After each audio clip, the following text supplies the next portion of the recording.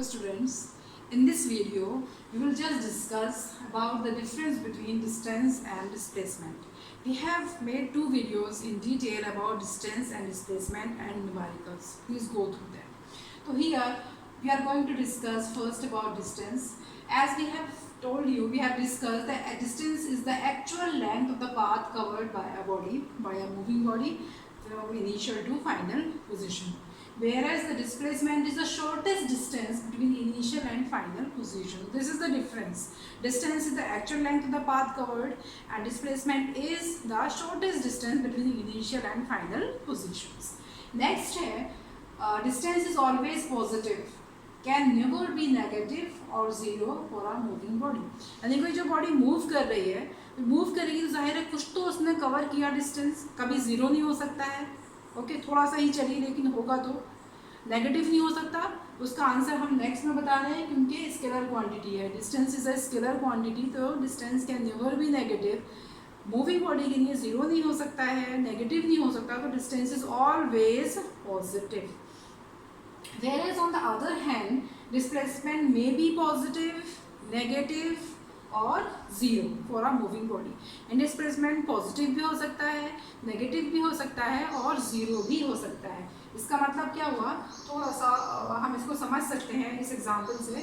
Suppose एक ए से B तक जाना है उसे बॉडी को, तो स्ट्रेट लाइन में मूव कर रहा है और इसने टर्न लिया and it is coming back. और वापस आते वक्त जब यहाँ तक आया तो जाहिर है इनिशियल फाइनल पोजीशन जब मैच कर गई हैं तो डिस्प्लेसमेंट क्या हो जाएगा, ज़ीरो. और अगर ये वापस इसी लेफ्ट हैंड साइड में आगे बढ़ता रहा तो इस राइट हैंड साइड आपने प्लस ली है, तो लेफ्ट हैंड साइड आपने नेगेटिव ली है, तो यहाँ से यहाँ तक तो ज़ीरो हो गया था. तो ये जो एक्स्ट्रा बचा नेगेटिव डायरेक्शन में, it will give you the negative displacement. और पॉजिटिव का क्या मतलब है, पॉजिटिव तो आप जानते ही हैं कि अगर इनिशियल टू फाइनल पोजीशन जा रहा है तो दिस इज पॉजिटिव डिस्प्लेसमेंट. तो डिस्प्लेसमेंट में भी पॉजिटिव, मे बी जीरो और मे बी नेगेटिव. जीरो कब होगा, जब इनिशियल फाइनल पोजीशन कोइंसाइड कर जाएंगी, और नेगेटिव कब होगा, जब वो इनिशियल डायरेक्शंस के अपोजिट जा रहा है और ज़्यादा चला गया है इनिशियल डिस्टेंस से, तो उस केस में आपका नेगेटिव आ जाएगा. थर्ड आपका है, जैसे कि मैंने बताया, distance is a scalar quantity and displacement is a vector quantity. ये डिफरेंस है. फोर्थ है कि distance can be equal to और ग्रेटर देन डिस्प्लेसमेंट. यानी डिस्टेंस डिस्प्लेसमेंट से या तो बराबर होगा या फिर ज़्यादा होगा. अच्छा, बराबर कब होगा, जब एक स्ट्रेट लाइन में बॉडी चल रही है बिना डायरेक्शन चेंज किए, तो क्या होगा, डिस्टेंस भी ए भी आएगा और डिस्प्लेसमेंट भी ए भी आएगा, यानी बराबर होगा. और अगर बॉडी चल रही है किसी कर्व पाथ पे चल रही है, ये डायरेक्शन उसने फॉलो करी है, तो डिस्टेंस तो ये होगा और डिस्प्लेसमेंट ये होगा, यानी कि डिस्टेंस अब ज़्यादा है, डिस्प्लेसमेंट कम.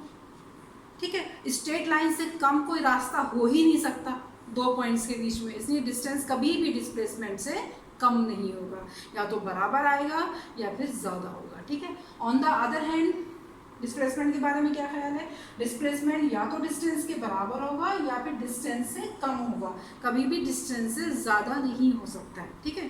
तो displacement can be equal to or less than the displacement.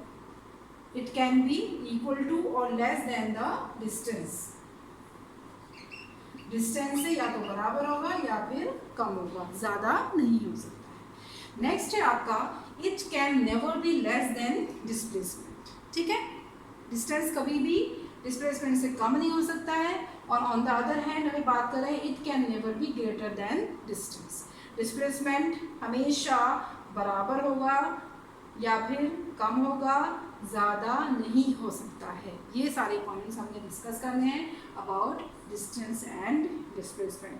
थोड़ा फोकस, ताकि स्क्रीनशॉट ले लें. और एक चीज़ मैं और बता के इसको फिनिश करती हूँ.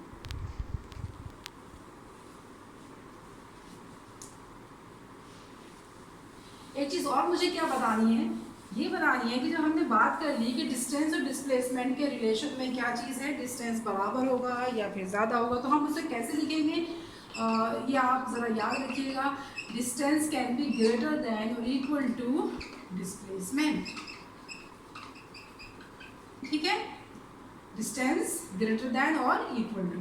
अगर आप इनका रेशो निकालेंगी, डिस्टेंस अपॉन डिस्प्लेसमेंट, तो इसका रेशो क्या आएगा, ग्रेटर देन और इक्वल टू 1. ठीक है. बराबर होगा या फिर ज़्यादा होगा तो ratio will be greater than 1 और this ratio distance upon displacement can never be less than 1। ठीक है, 1 से कभी हो ही नहीं सकता है। 1 से कम कब होता है?